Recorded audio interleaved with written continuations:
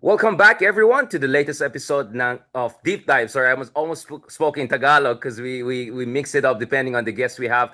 Obviously, earlier on our show, we had one of the, a couple of great people, and one of them, of course, is Elbridge Colby before he was appointed to a senior position in the Defense Department in the United States. Today, we have someone on the other side of the ledger, and I suppose as vivacious and as intellectually influential. Dr. Ratner is joining us today. Of course, Eli, you have been wearing many hats, including formerly as U.S. Assistant Secretary of Defense for Indo-Pacific Security Affairs. You've been in senior position in Council on Foreign Relations, in CNAS, and now you're with the Marathon Initiative, right? That's exactly right. I'm actually in Bridge Colby's old office, so I took over his role at the Marathon Initiative. It's like, wait, that's that like that. Okay, this is kind of creepy. It's like, didn't I see this office before? So it's very good to have you, Eli, with us. Obviously, you work in a Democratic administration. You were a deputy national security advisor when Joseph Biden was the vice president, if I'm not mistaken. So you work with Democratic administration very much. So you're very familiar with them. From news items, from contacts, we got to know how influential you were in shaping the Biden administration's policy, particularly the whole notion of integrated deterrence. That seemed to have been something that was your great contribution. I would also say your piece on China reckoning, together with Kurt Campbell, has been one of the most influential, I would say, at least in our world, in shaping the debate on China. But today I wanted to focus on your latest essay, essay for the Foreign Affairs, and shout out to Foreign Affairs folks for facilitating this. And later on, I want to talk more about Philippines and United States because you know a lot about that at the highest levels dealing with this bilateral alliance. Very, I would say, feisty alliance and very contentious at times, but at the same time, very promising. So, Ila, you are making an argument basically for, I don't know, Seattle 2.0 or turning the so-called Squad into some sort of a full-fledged Asia NATO style kind of alliance. Um, Again, this is something very close to my heart because I remember a few years ago at the Munich Security Conference during the Quad meeting, I raised the issue whether the Quad, the one with India, was an Asian NATO, and Foreign Minister Jai Shankar really, responded in his own very Jai Shankar way. The reason I raised that is because I always felt Philippines was the more natural partner for Australia, Japan, and the United States. So when the Squad was announced, I felt finally we're talking about this. Obviously, our Indian friends would always argue they can bring to the table something that smaller countries like the Philippines cannot. But the Philippines is not a small country, and it's a middle-sized country. It's a frontline ally, and as you correctly pointed out in your essay, what you see right now that we didn't have 7 years ago was all of these allies have more capabilities and more to offer, and can also make this much more reciprocal. But at the same time, China is also a much bigger threat. So could you lay out the core argument you're making, and more importantly, why did you feel that you should make this argument now for an Asian NATO? Yeah, well, Richard, first of all, wonderful to see you and be with you today. Happy to tease out some of the specifics of the argument, but I'll give you the top lines here. I mean, the place to start is the recognition that the China challenge and the threat from China remains significant and it's growing. And I haven't seen any evidence, despite lots of charm offensive from Beijing, particularly recently. I haven't seen any evidence that China has altered its broader strategic ambitions from a military security perspective, to dominate East Asia and the East Asian littoral, and that would include um, subsuming Taiwan. It would include controlling the South China Sea and the East China Sea, essentially neutering U.S. alliances. And from a U.S. national security perspective, I think from a Philippines national security perspective as well, we don't want to live in that future. So the central challenge before us is how do we maintain deterrence and keep relative version of the status quo in place in the Indo-Pacific and prevent Chinese aggression to try to achieve some of these aims. That was the central challenge of the national defense strategy during the Biden administration. That's why we called the PRC the pacing challenge. So if you start there, the question then becomes, well, how do you do that? And we've had a model for how we have done that for several decades. As you know, that's what we call a hub and spoke model, with the United States at the middle of the hub and a series of disconnected bilateral alliances. Obviously, we have one with the Philippines, with Japan, with South Korea, with Australia. in Thailand, in the Indo-Pacific. We have a series of partnerships. But it was from my perspective, that disparate set of military alliances was, first of all, missing a huge opportunity to integrate them, and second of all, insufficient to maintain deterrence into the future. So the question then becomes, well, what are you going to do about it? And what we did during the Biden administration at the Pentagon, and frankly throughout the administration, but from a defense perspective at the Pentagon, was to start to better integrate our alliances. You mentioned the Quad. We started doing some defense work through the Indo-Pacific Quad that included India, obviously through AUKUS, the U.S., Australia, UK arrangement. The Squad, as you mentioned, I think was in many ways the most important innovation. And then the US Japan ROK trilateral. So on all these fronts, we started putting the pieces together between the alliances to make the whole greater than the sum of the parts. From my perspective, that was a really important evolution. We needed to start moving in that direction, but it is not the endpoint of where we need to go, and that the kinds of cooperation that we were engendering was important. It was innovative. It was novel. It was unprecedented. But frankly, it was insufficient. It was too informal. It was too ad hoc, and it wasn't leading to the level of, from a military operational perspective, the kind of integration you would need to actually produce combat credible deterrence. Yes, it had a lot of symbolic value. It has a lot of diplomatic value. It's a good thing when our navies are sailing around together, but that's a different thing than actual combat credible deterrence that's going to prevent aggression. So the argument that I put forward is what I thought was necessary to try to build that kind of real integration of defense planning, of command and control, of integration of our capabilities, such that we would actually be able to deter together in the future. And I'll just say very briefly to your question of why now, it's a really important question because this idea of, not only you mentioned CETO, not only has it been sort of tried before, but this idea has been floating around for a long time. My argument is I think the time has come not only because of the threat, but because if you look at the partners, including the United States, the four partners, the United States, Japan, Philippines, and Australia, all of them have gone through a transformation of defense strategy in the last 5 years to be much more focused on the China challenge and are more integrated with one another. So some of the challenges in the past of a concept like this was that there was not that level of strategic alignment.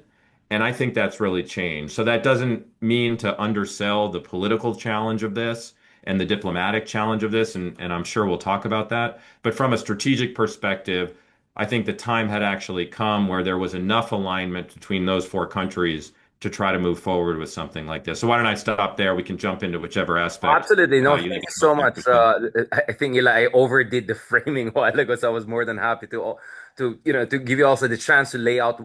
The timing was important because your China Reckoning essay was the timing was perfect, right? And it came shortly before the pandemic, and the rest is obviously history in terms of appreciation of the China threat, or at least the threat perceptions vis-a-vis China. Before I go to the bilateral relationship we have, Philippines and the U.S., and also I was interested because you're in Colby's office, so maybe you want to talk about the bipartisan consensus also, or to what degree is there a consensus on the China question in Washington, D.C.? There are three-letter T's I want to quickly go through.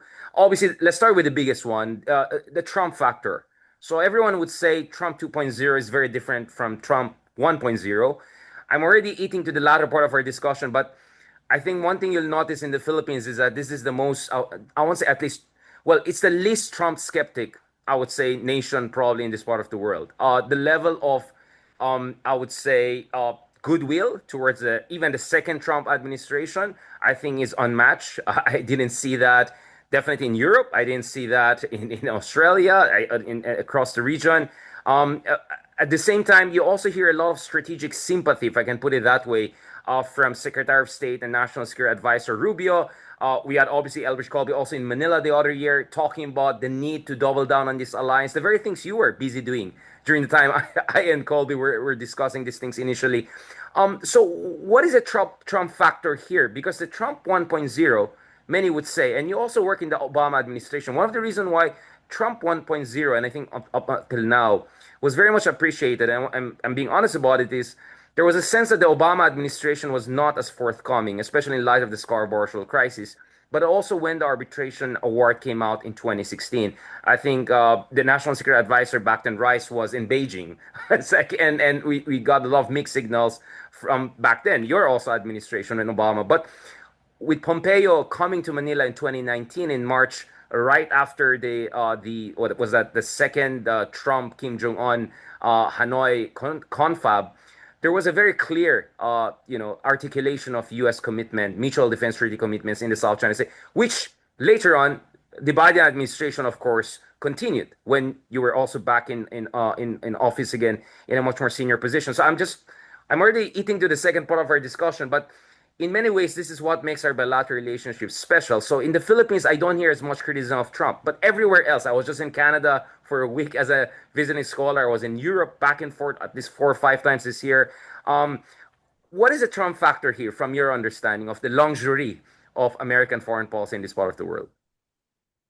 Well, maybe I'll just say maybe I'll start from a defense perspective and then we can broaden out a little bit. I mean, I guess what I would say is I think it's worth as it relates to the proposal I put forward in foreign affairs, but also as we think about regional security, at least I think I have a bit of a caricature in my own head of there is at the political level a lot of contestation around tariffs and diplomacy and the future of the liberal international order. And yet, at the military operational level, on a day-to-day, hour by hour practice, our defense establishments are cooperating and moving forward and deepening our relationships day by day by day. So I think there is a world in which the security architecture of the region is moving forward in a way that in some ways is affected by, but not wholeheartedly held hostage by some of those economic and political tensions. And I think, frankly, one of the reactions people had to the article I wrote is, well, how can you propose anything to do with alliances at a time when the Trump administration has, at best, mixed approach to our traditional alliances? And the response is, look, yeah, it's probably the case that in this exact moment, it's not going to be possible for leaders in Canberra and Tokyo to come forward with some big, ambitious proposal with the United States. But at the same time, our military and defense establishments can continue moving forward such that when the political diplomatic context is ready, we've done the foundational work to be able to put forward a collective defense arrangement. And those types of things are happening, from some of the legacies that we left in place from the Biden administration, whether it's the multilateral maritime cooperative activities happening in the South China Sea, whether it's some of the combined command and control initiatives in the Philippines or in Japan, whether it's the force posture initiatives and now the reciprocal access agreements that the Philippines has with Australia and Japan and the new opportunities that that opens up for really interesting force posture arrangements of our forces being able to operate together, whether it's in the Philippines or Australia or Japan or U.S. territories. So all of that can continue to move forward and deepen information sharing, maritime domain awareness efforts, even while some of the broader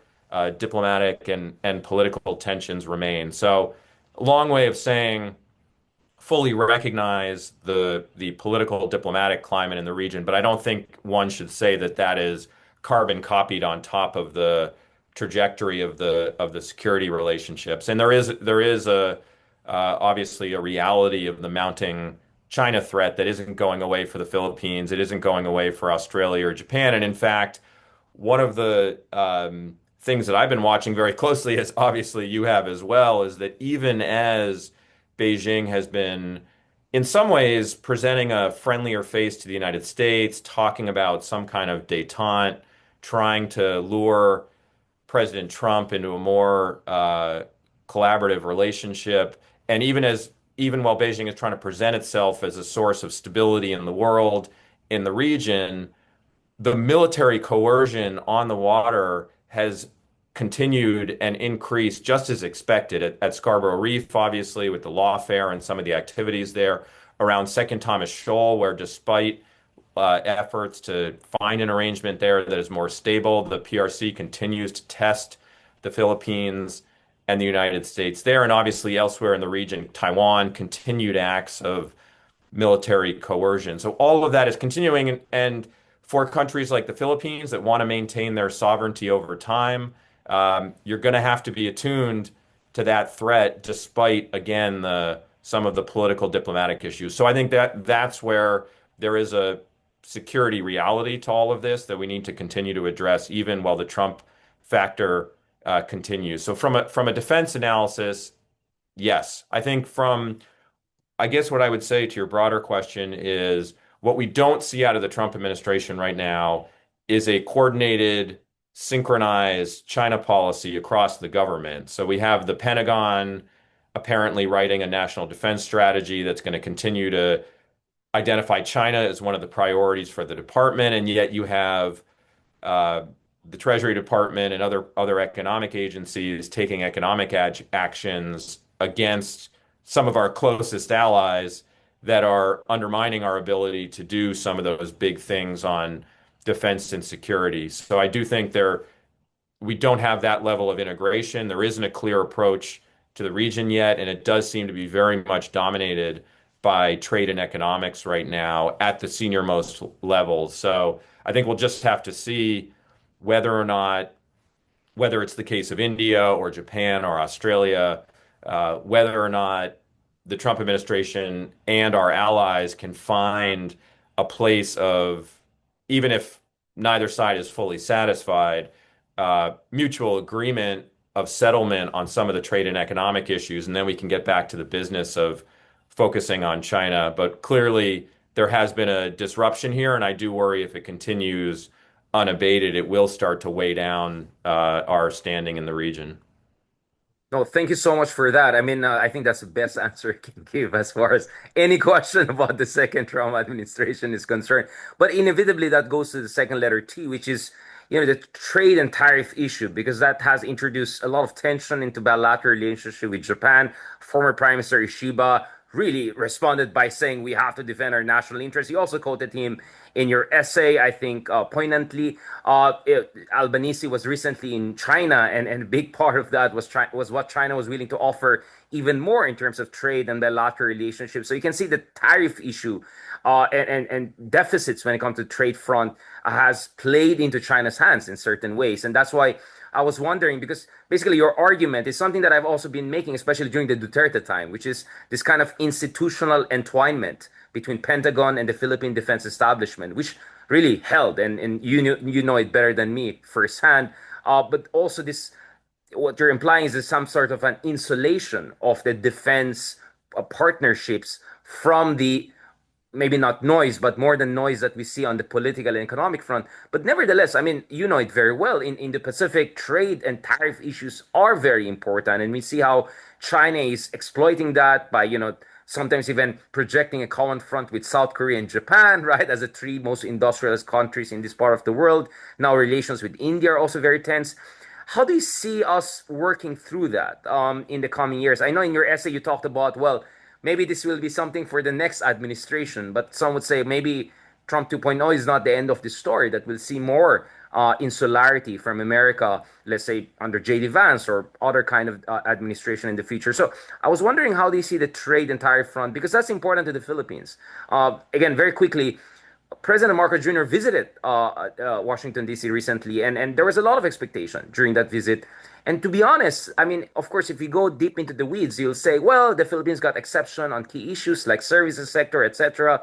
But the optics was really bad because, the joke in Manila was, including from the sister of the president, who's the Senate Foreign Affairs Committee, I mean, the running joke was if he were just going to get 1 percentage point slashed off the 20%, which by the way was 3% higher from the initial 70%, he should have just zoomed it, just like us talking right now, right? So that doesn't bode well in a sense that it feeds into the, let's just be honest, the pro-China elements in the Philippines have been saying, that's why we're saying let's, flirt with China more, let's open up to China, because the West just treats us as the Pearl Harbor of Asia, if I can put it that way. So I think that's particularly pregnant in the Philippines. So as much as we're not facing tariffs tensions or not having those tariff tensions, and as much as we're not being offered the big trade deals that Albanese, Australia, and others are getting from China, there's also a lot of sense of you know, untapped, let's just put it mildly, untapped potential in terms of bilateral relationship. We don't even have an FTA for that matter. Yeah, well, Richard, that's a great articulation of the problem. And I'll say I don't want to start wading into Philippine domestic politics, but I will say from the Washington perspective, President Marcos has been a transformative figure for the alliance and was a incredible partner during the Trump administration, as has Secretary Teodoro been, and was a very close partner of Secretary Austin. So hold both those leaders in the highest esteem here in Washington. To your question, though, look, I think you may have seen, maybe you were at the Shangri-La dialogue this year. Secretary Hegseth got a question that was a version of what you just said, which was, what about all these tariffs and how is that affecting, isn't that interrupting your defense and security relationship? And he gave a bit of a cheeky answer, which was, I do tanks, not tariffs. And it was a bit of a laugh line, but it's actually, I think, revealing of the problem, which is that as I was describing, the Trump administration has not yet put together a coordinated, synchronized China policy. And in the administrations that I've served in, you mentioned I had spent some time. Obviously, I was recently at the Pentagon. I spent some time at the White House. Prior to that, was at the State Department. So I've seen, and Capitol Hill as well, have seen the China debate from different angles. The way this usually works is exactly the same in the Philippine system, is that the economic policymakers are going to come to the table with a certain perspective and a certain set of priorities.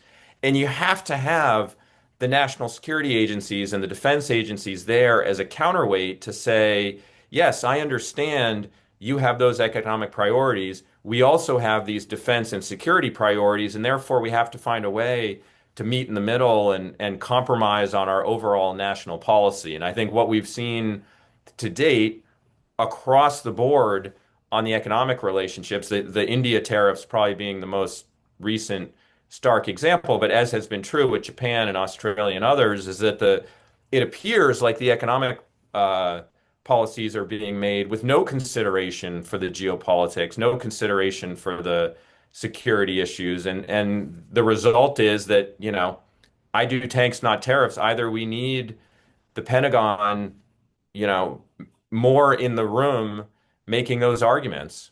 And we're not seeing that yet. So I think that is a fundamental problem. And it will, I think the challenge is we don't know exactly where that breaking point is, but I think the as I understand it, the theory of the case from, and I don't speak for the Trump administration, but the theory of the case from the Trump administration is, look, we've got a lot of relationships around the world, whether you look at the economic and trade side or the security side, that have just gotten way out of balance, way out of whack. They need to be corrected. And what we're going through now is essentially rattling the cage of these relationships to try to rebalance them.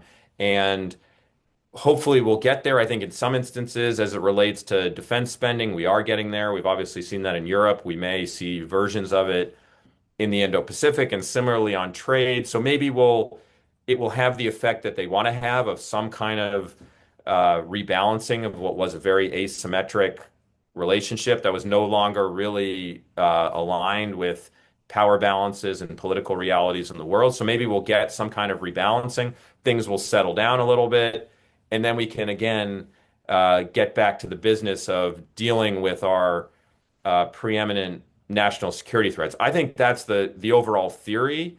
Do you And buy I it? think their view is the long-term effect will not be too damaging because the geopolitical realities will be determinative.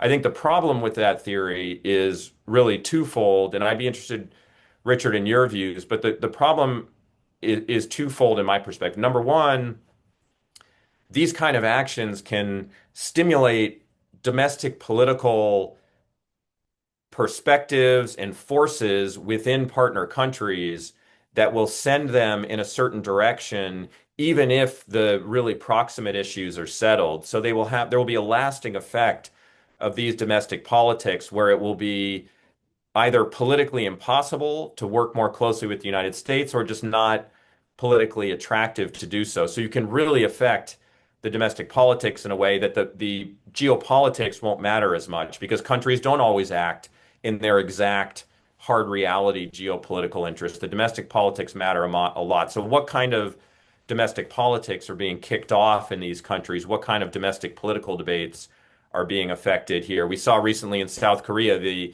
detainment of South Korean workers at their auto factory in the United States. Does an event like that have a lasting domestic political effect beyond just the 24-hour news cycle here in Washington? So that's issue number one that needs to be reckoned with. And then issue number two is that countries in the region have agency too.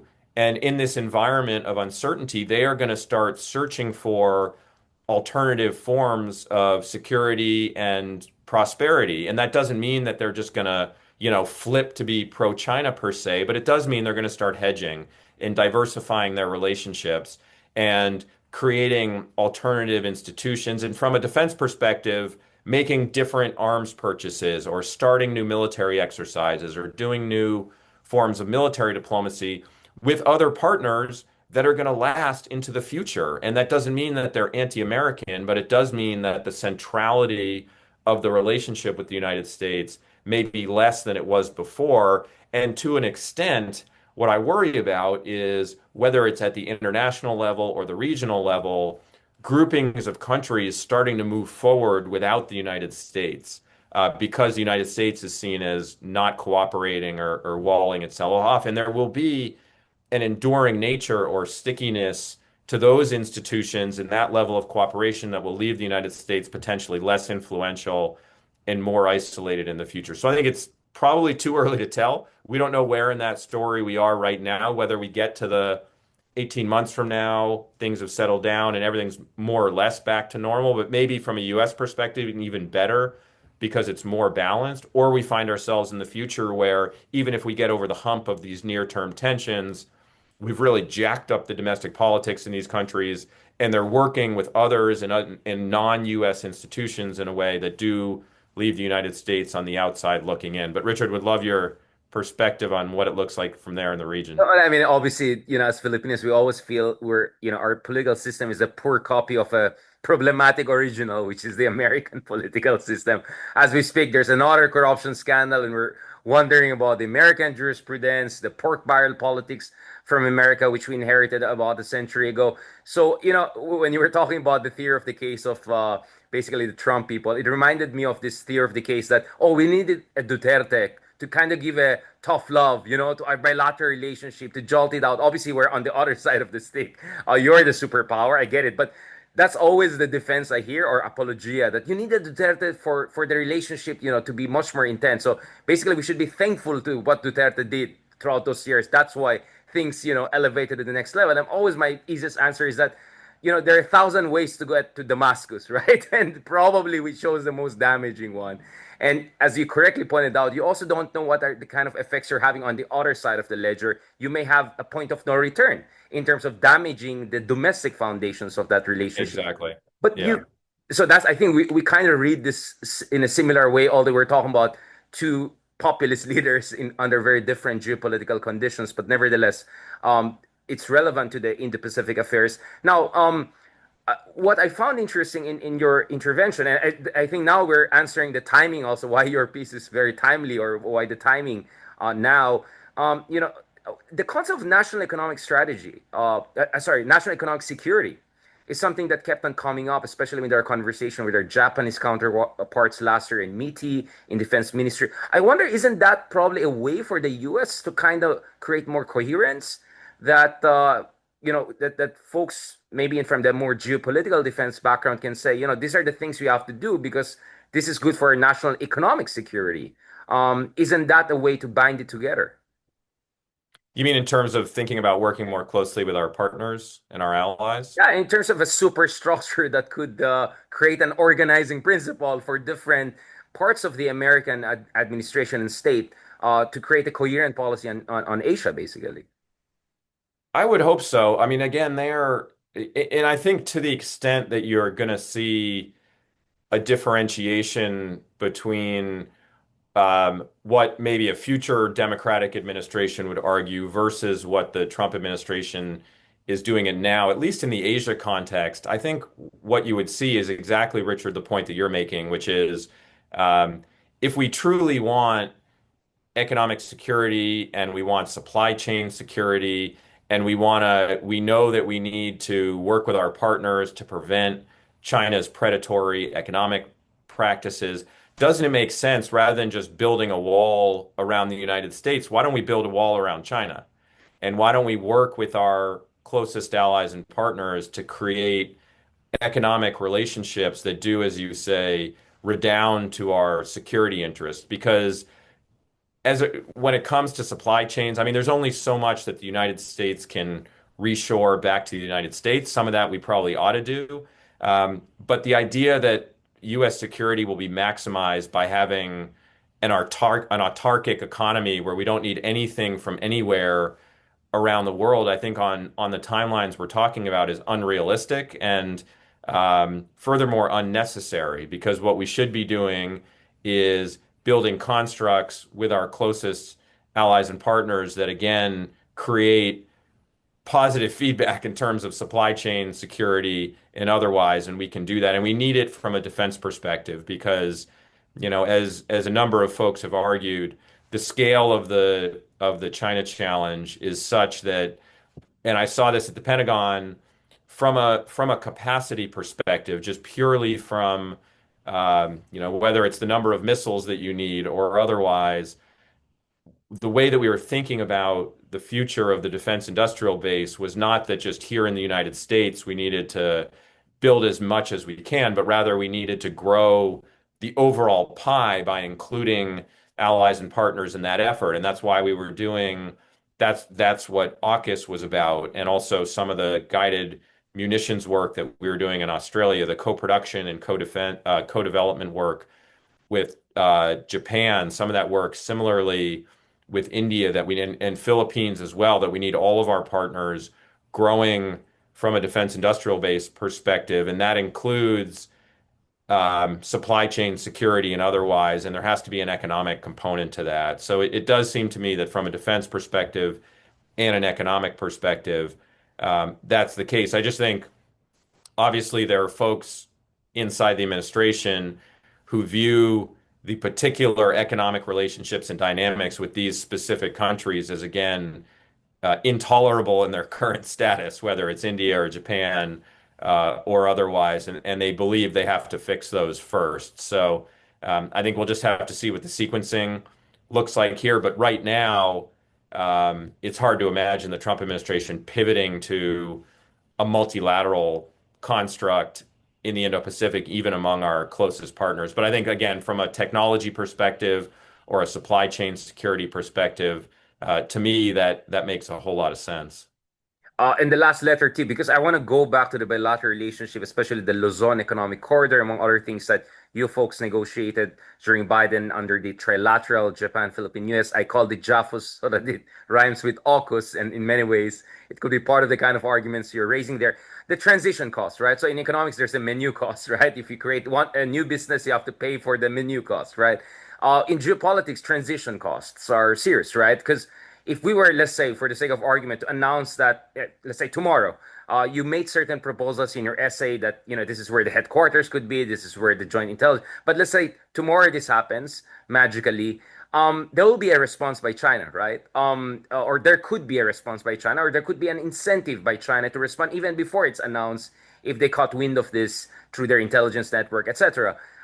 How do you insulate, especially frontline allies like the Philippines? And now we're already going to the last part of discussion, which is our bilateral relationship. Like, if you're Philippines right now, China is staring at you in a very menacing way. You have this lawfare going on in Scarborough Shoal. After a decade of back and forth from Obama to Trump to Biden, finally the Chinese may move towards some sort of reclamation or construction in Scarborough Shoal, something that was even a red line during the Duterte administration, right? So we're talking about some very dangerous situation. A couple of incidents have already happened in the past 2 years that were unthinkable a decade ago or even a few years ago. So the number one critic would be, okay, how are you going to make sure before we consolidate this new alliance operationally and otherwise, you cover the vulnerabilities of. I don't want to call the Philippines the weakest link, but obviously we're at the front line of this. We're going to be the most vulnerable to retribution. Yeah, so I think I hear sort of two questions there. They're obviously related, but both very important. Um, The first is sort of what about China's reaction to all this? And if we sort of deepen or broaden our security partnerships, China is going to react really badly. And what do we do about that? That's obviously a question even inside the bilateral alliance, but from a regional perspective, it's very much true. I think the question just worth asking on that is why exactly is Beijing so sensitive to U.S. efforts to try to multilateralize security in the Indo-Pacific, or even when there were questions of um, opening up a NATO liaison office in the Indo-Pacific? Why was Beijing just hyper alarmed, hyperventilating about that? And I think the reason is because they see it as a threat to their revisionist aims and as their ability to use their military to aggress to be able to achieve their objectives. I mean, it's as simple as that. This is not that the United States and Philippines or other allies have some secret plan to take territory away from China or to somehow engage in offensive military actions or anything like that. It's purely from a the goal of these efforts, as you know, is to maintain the status quo and to deter aggression.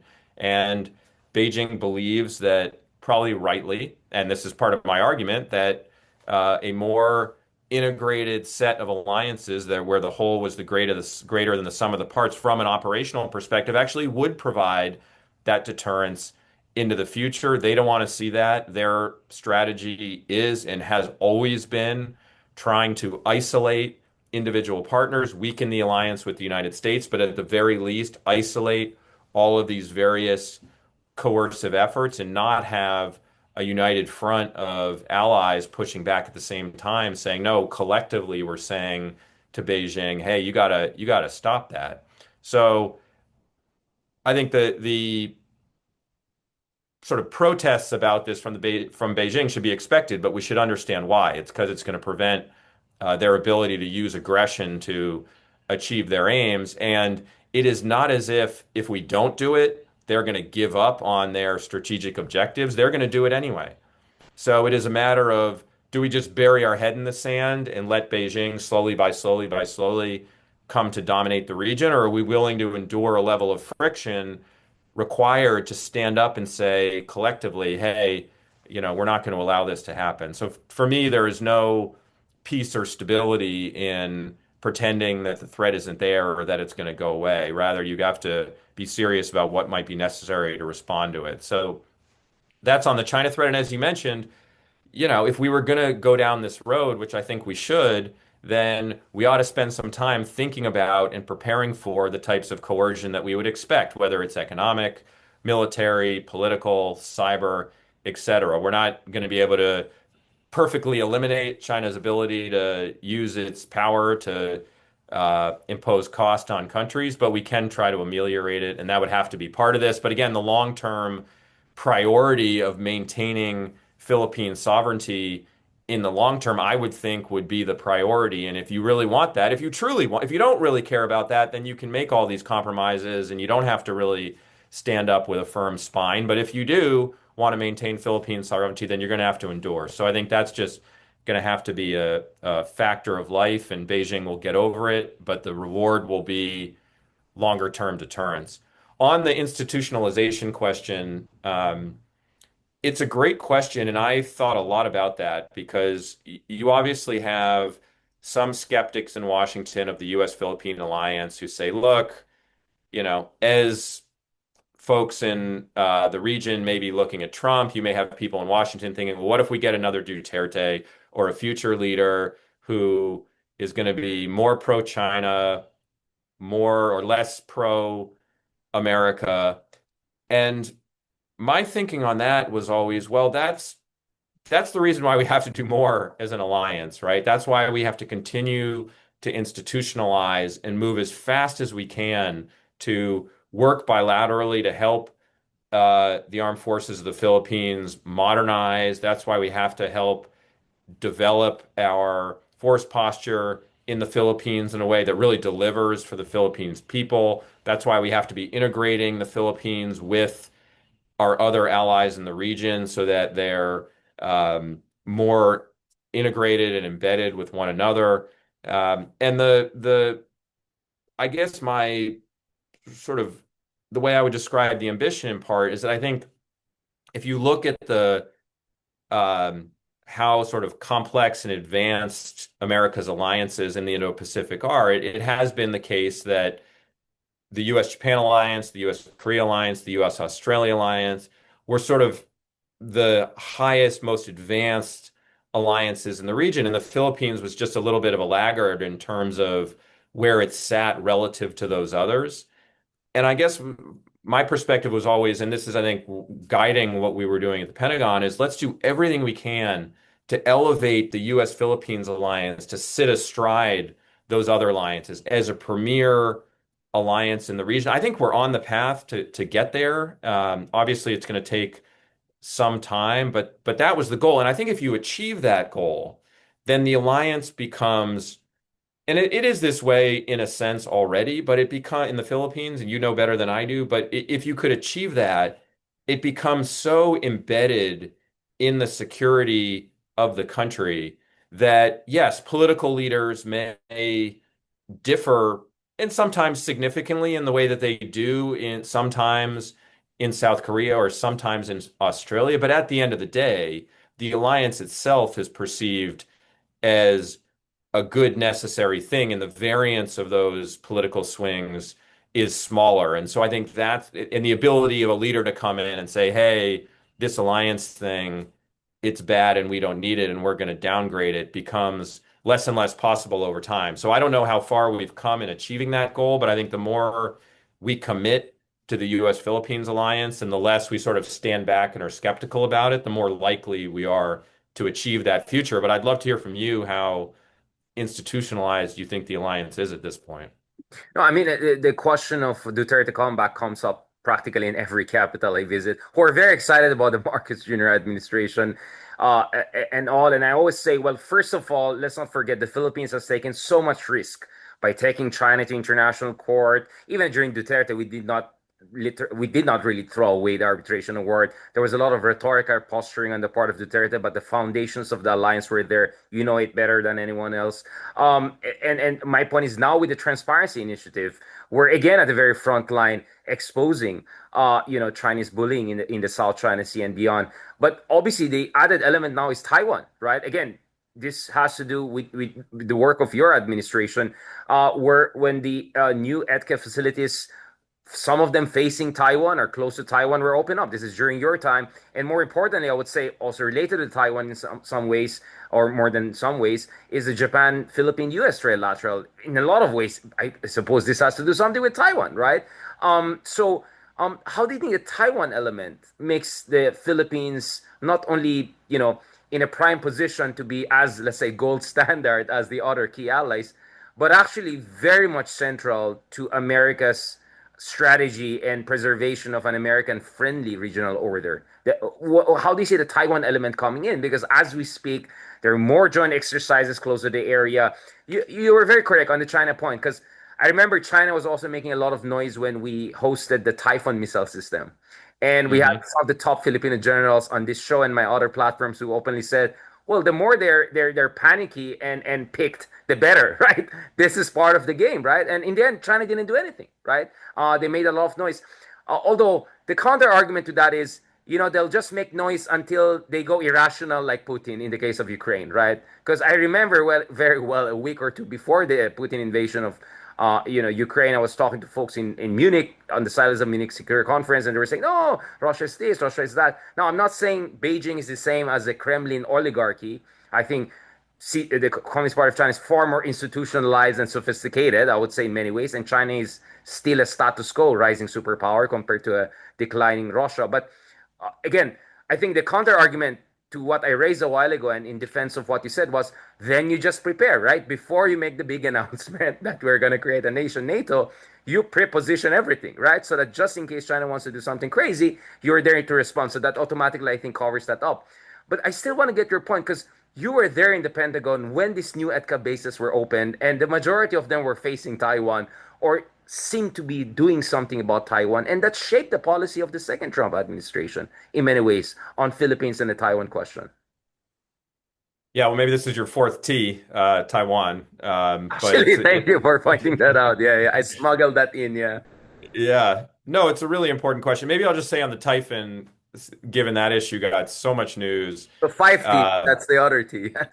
yeah, that's right. I think it's a good, as you said, example of what we're talking about here because Beijing has thousands of theater missiles that it could deploy and are ready to deploy against U.S. forces and regional countries. It is one of the most significant asymmetric advantages they've developed over the years, in part because the United States and Russia were bound for so long by the INF Treaty.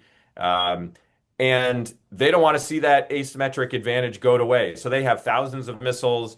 The United States puts one system in the Philippines, and all of a sudden it's a destabilizing arms race. It's like, give me a break. Anybody who's honestly believing that and like good on the Philippine government for not buckling under that pressure because it is absurd, even though the torrent of Chinese propaganda was intense. And I can only imagine, given all of the influence operations and information operations in the Philippines, they were putting a lot of energy into trying to get that thing removed politically and otherwise. So just the absurdity of that argument from Beijing ought to be exposed for what it is.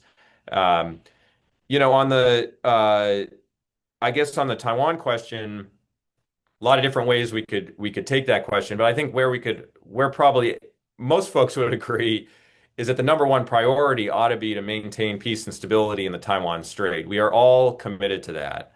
So, yes, we absolutely need to be mindful, as you said, of not taking actions, whether it's related to the Philippines, though I don't, we can talk about what those look like exactly, but particularly as it relates to Taiwan, not taking actions that are so either politically intolerable in Beijing or from Beijing's perspective, start creating a closing of window of opportunity where they feel like they need to take much more rapid, coercive, and aggressive action than maybe they would otherwise. We always need to be mindful of that, and that is um, certainly an element of U.S. defense strategy on the one hand. Make sure you're not going too fast and creating a self-fulfilling prophecy of destabilization. Always mindful of that. But the other challenge, of course, is that you're going too slow and that you're not doing enough to reinforce deterrence. And the question of, well, are we going too fast or are we going too slow, is one you have to reckon with. But on balance, given the rate of Chinese military modernization and the unabated ambition to try to subsume Taiwan, the urgency and priority of strengthening deterrence across the Taiwan Strait is really significant. That starts in part with Taiwan's own ability to defend itself. Individually, it is not going to be able to defeat the PLA, but it can be able to impose enough cost in terms of slowing down an invasion and affecting China's ability to execute what it wants, which is a rapid, low-cost invasion. If Taiwan can play a role in slowing or preventing that outcome, that's really important. Then, of course, obviously, there's the role of the United States military from a capabilities perspective and a perspective of operational concepts and whatnot. But the role of the rest of the region, in my view, is as important as anything. The and that's why we put so much attention into the diversification of U.S. force posture around the region, in the Philippines, but also in Japan, in Australia, Papua New Guinea, elsewhere in the region, to have a more distributed, mobile U.S. force posture that makes it much harder for China to believe that it can execute again, a rapid, low-cost victory at acceptable cost. And then the specter for Beijing of thinking about aggression and not being able to just isolate and exact aggression on Taiwan, but maybe the United States would be involved, maybe Japan would be involved, maybe Australia would be involved, maybe other countries in the region. That creates sufficient doubt, I think, in Beijing's mind about its ability to do something at acceptable cost. So I think as long as we are mindful of not pushing on the third rails for them politically, such that they feel forced to take military action, we can go about the business of building deterrence over time with urgency in a way that does maintain peace and stability. And I think again, every country, frankly, in the world has a stake in that because the implications are, for India, for countries in Europe, of a major disruption to trade and economics around the Taiwan Strait would be substantial. And then you start thinking about the geopolitical effects and otherwise for Japan, for the Philippines, um, it would be catastrophic. So, obviously, questions around Philippines' role in an actual conflict is sensitive and it's worth thinking about. But I think collectively committing to doing everything we can to prevent that instability is where we ought to have common ground. And Philippines does play a fundamental role in that because of your military, because of the EDCA sites, because of the geography and the proximity to Taiwan, and because of the Philippines' very close relationships with Japan, with Australia, and frankly with Taiwan itself and the, more than 100,000 Filipinos living in Taiwan. So Philippines has a huge 400,000 actually. stake. Yeah, yeah. Yeah, Philippines has a huge stake in peace and stability, and we ought to be, open and honest about that and do what we can to prevent conflict. Yeah, I mean, peace through deterrence, right? I mean, that's the kind of line I was making before the Trump people made this whole peace through strength kind of theme as central thing. Um, yeah, I mean, and the fact that you have a Filipino president who comes from north of the country who has a visceral understanding of the distance between his hometown of Lawag and Kaohsiung, right? And from what I understand, the Typhoon missile was it used to be in the Lawag International Airport not long ago. So you have a president who has that visceral understanding, and you have a president who's increasingly open about, I mean, as I put it, it's inevitable that the Philippines will be dragged into a conflict. As I said, in the opening hours, Filipino facilities will be targeted. So this is the unfortunate reality of our distance from tyranny is not not that doesn't give us as much cushion. But just to close on this, I mean, just like Elbridge, like an hour just breezes by. But you were there when the trilateral thing came together with Japan, because I think that trilateral JAFUS, and then you put AUKUS, and then your idea of the squad becoming something more institutionalized, suddenly all of them come together, right?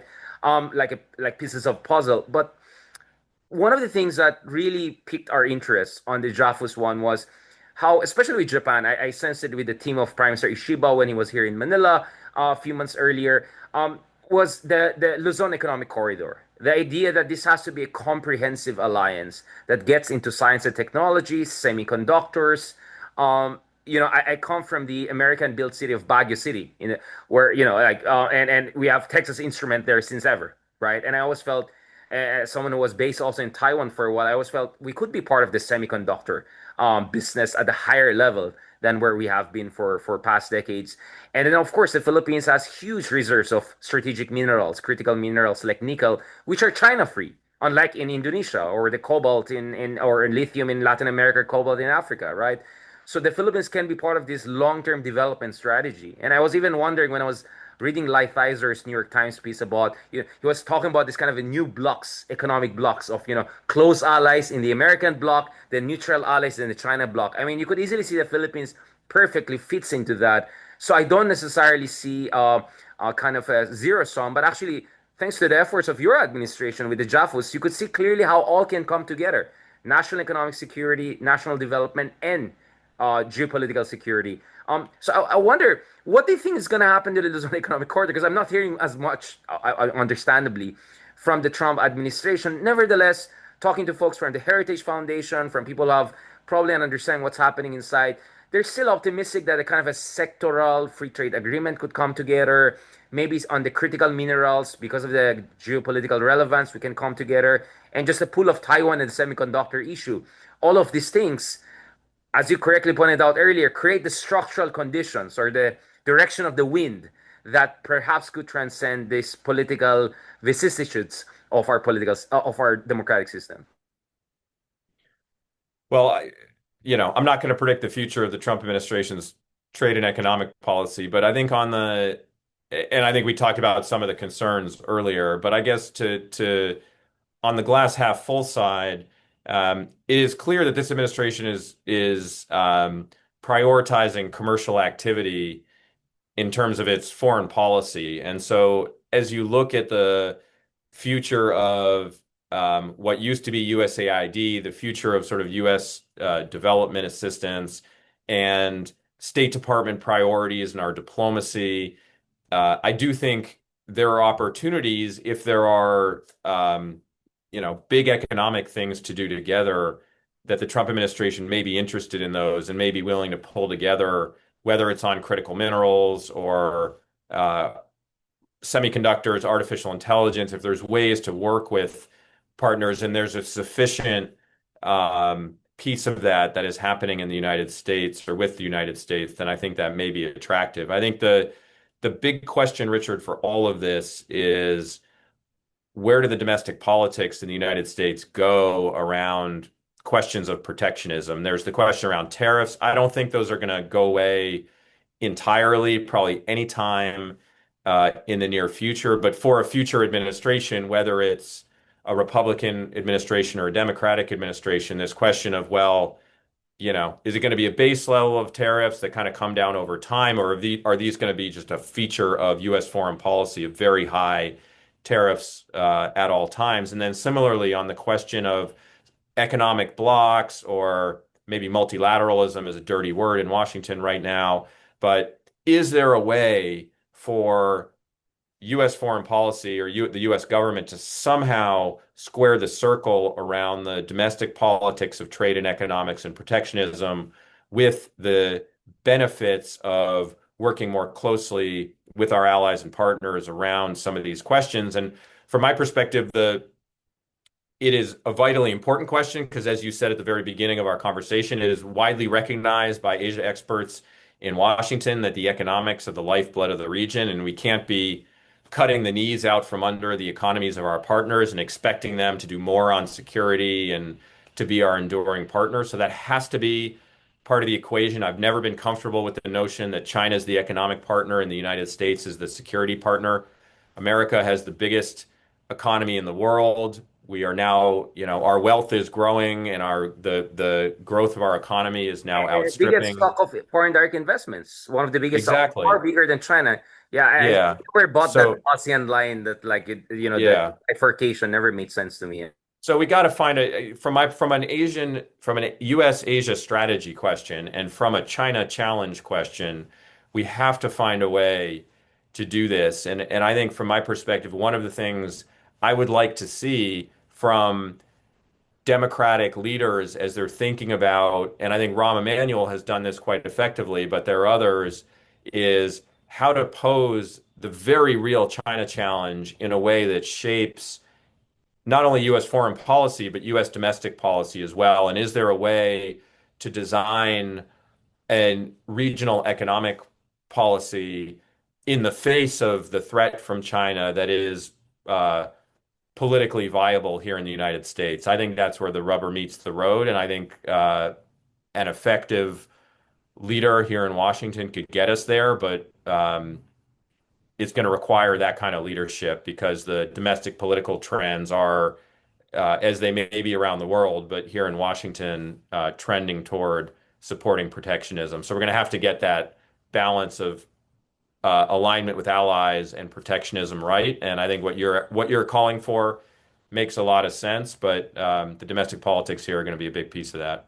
Yeah, well, I think the Lighthizer argument was he didn't use the term, but it was kind of a economic minilateralism, basically. I think that was what Exactly. he was Yeah. mentioning. Just to close on this perfectly, how far do you think the United States has come since you and Kurt came up with that piece, the China Reckoning. Some would call it the China Shock also, or at least reckoning with the shock that China has presented. All of us are dealing with it. I really suggest folks to check Rosh Doshi's recent work about, just the scale of the China challenge and why the US cannot do it on its own. We're talking about a country of 1 billion people, and as Lee Kuan Yew said, China is so huge that it's not going to create a new balance of power. It's just going to rejig the entire game, right? So, how far do you think things have come? Because that was a very influential lesson. And to be honest, for us in the Philippines who felt we're not being listened to 10 years ago when we were warning about China's bullying, it was like, oh, finally, even the Democrats get it. You kind of alluded to this a while ago that, at least in the Democratic Party, you have people like Ram Emanuel, former ambassador to, of course, to Japan, and of course, Chicago mayor and chief of staff of Obama. I mean, what is your sense? Do you think the Democratic Party can move in a certain direction that could give greater coherence operationally to America's Asia policy, or what are the things that you think are moving in the right direction since you came up with that essay around what 7 years ago? Yeah, well, look, I think we could spend another hour on the question of sort of where is the United States in terms of the debate on China. I think I'll say in brief, um, we did have a fundamental shift around the time that Kurt and I wrote that piece, and the Trump administration itself, with the 2018 National Defense Strategy, shifting the U.S. focus from counterterrorism to great power competition. And in many ways, I think there has been a fundamental shift in the perspective of China as a competitor. Um, and a number of important steps have been taken in response to that. But Richard, I have to tell you, I think it's a very unfinished project. And I don't think the action has met the rhetoric. And whether it's at the Pentagon or with the US government on Capitol Hill, the national security strategies, you see some very stark language about China. There was this line that was repeated again and again and again that China is the only country in the world with both the will and increasingly the capability to refashion the international order to its authoritarian preferences. A very profound statement about a threat to future peace and prosperity for the Philippines, for the United States. I think we did a lot, but I don't think the actions have been taken with the level of attention, urgency, and resources that are required. So I think we've come a long way in the shift. I like to say, I think folks think it in their minds, but I'm not sure they feel it in their bellies quite yet in the way that they Right. need to. It's a very busy world. The United States has been involved in a lot of issues. We've got a lot going on here at home, domestically, and I don't think we've gotten to the point yet of a comprehensive, coherent approach to the China challenge in a way that it requires. As you know, it's a very diffuse type of challenge. It's not like the terrorism challenge of these dramatic acts that will dominate the news. It's much more incremental than that. But you mentioned Rush and Kurt's work on this, which has been quite clarifying. The threat is enormous, and we're going to need our allies and partners. We're going to need a regional strategy. Frankly, we're going to need a domestic strategy as well to deal with some of these issues. And on that score, whether it's related to funding and research and development or otherwise, immigration, we see some of that heading in the wrong direction. So I think we've got a ways to go to get to a point where when I wrote that article with Kurt many years ago, the kind of response that was envisioned, but it's still, in some ways I think we're in the very first phase of this, and this is something that is likely to going to endure for decades. We've just had a pretty profound shift. We're going through one now in our foreign policy, and so this kind of transitional, messy period may be looked back upon as just that, and we may get to a more coherent strategy. But time's running out, and I would very much encourage Democratic candidates and a Democratic administration to think of the China challenge as one of the unifying principles of the future of U.S. foreign policy, but also informing U.S. domestic policy, again, whether it's related to immigration or our trade policies, our fiscal policies, our education policies, our investments in science and technology. That's what's going to be required, again, with a level of urgency and resources that we haven't seen to date. So, I'm encouraged that we've moved a little bit down the path, but I absolutely do not think we are at the point, as sometimes you hear, of some kind of crystallized consensus in Washington that's shaping all of U.S. foreign policy. I wish we were there, but we're not. But that's why we need to keep having these conversations and doing what we're doing to get us there. So we're on the path, but nowhere near where we need to be. Well, to be fair, I would say I think everyone is catching up just with the pace and scale of China too, right? I mean, just a few years ago to talk about China as a technological superpower was Right. unthinkable. And now, even the Germans are worried about the Chinese cars, right? So that tells you something is going on here. On that note, I mean, the good thing is that what you guys are, this is a variation and theme that all of us are suffering from.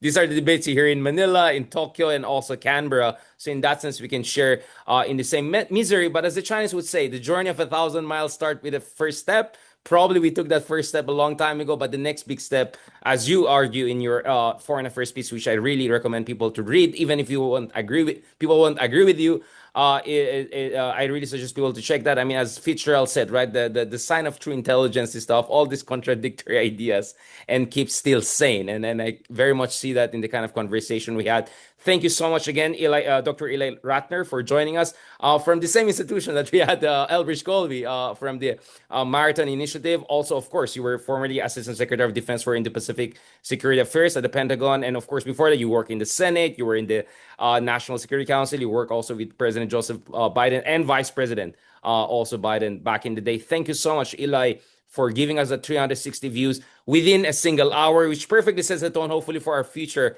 interaction and hopefully more in person than over Zoom. Have a lovely day, Eli. I'm sure it's a beautiful day in New York, I suppose, and looking forward to catching up with you soon. Yeah, thanks so much, Richard. Look forward to talking soon. As always, pleasure.